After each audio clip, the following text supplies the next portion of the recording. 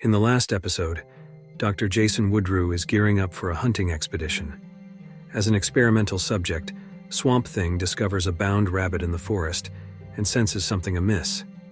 Nonetheless, he approaches to free the rabbit, but falls into a trap laid by hunters who target him from a distance with tranquilizer guns. Enraged, Swamp Thing forcefully breaks through the sturdy trap. Escaping the range of the tranquilizer guns, Swamp Thing leaves the hunters in awe, realizing they are facing the strongest prey.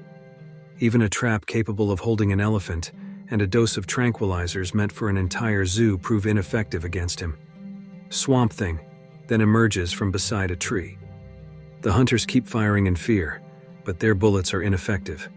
As they retreat, Swamp Thing uses tree branches to launch a deadly assault, seriously injuring the hunters before they are forced to flee. Elsewhere, Dr. Woodrue concocts a new serum from plant samples taken from Swamp Thing and tests its effects on humans by secretly injecting it into an IV in the hospital. Meanwhile, an actor who is a close friend of a female bartender falls into a coma due to brain injury. The female bartender discovers that her friend's background is very mysterious, with no family contacts in his phone and no hope for recovery. She feels guilty and confesses that this tragic situation occurred because they had offended a mayor. Without evidence in hand and a seemingly compromised system, the truth feels out of reach.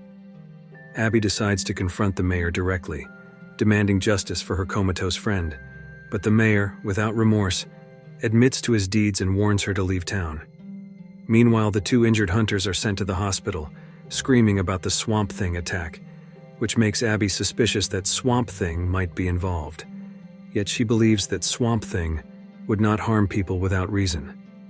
In another part of town, the sheriff, who is also the mother of a police officer, Matt, feels guilty about a murder case. Her son, seemingly indifferent, views it as just one life lost. Shocked and angry, she slaps her son, who then reveals the shocking truth that he killed the scientist on orders to protect his mother from the mayor, who holds a lot of compromising information against her. Seeing her son manipulated, the sheriff starts to harbor thoughts of revenge. As subordinates report back about hunters attacked by a ferocious creature, Matt Cable heads to the swamp to investigate. At the hospital, the staff is unaware that the IVs have been laced with a mutagen by Dr. Woodrue. Soon, the actor begins to exhibit miraculous changes. Alarms beep as Liz notices something amiss. The actor's heart rate spikes dramatically before he suddenly wakes up, screaming in agony as his skin burns like fire, scaring Liz from getting too close.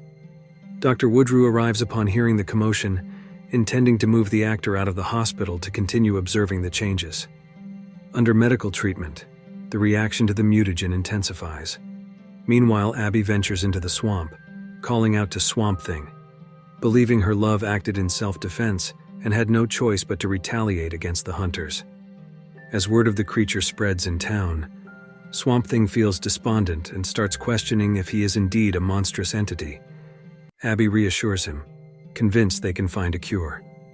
Suddenly, a boat appears in the distance, putting Swamp Thing on high alert, readying for battle and hiding in the woods for an ambush. Elsewhere, Dr. Woodrue discusses with the mayor privately. Despite the failure of the hired hunters to capture the creature of the swamp, Woodrue successfully creates a new drug, not only reviving the comatose actor, but potentially curing various incurable diseases, promising immense commercial benefits. The mayor is thrilled, envisioning becoming the world's richest investor. Woodrue is urged to finalize his presentation. Meanwhile, Matt and his partner head to the swamp, discovering gigantic footprints unlike any known creature. Sensing the abnormality, they search along the banks, trying to uncover this mysterious entity. As they delve deeper, something approaches suddenly.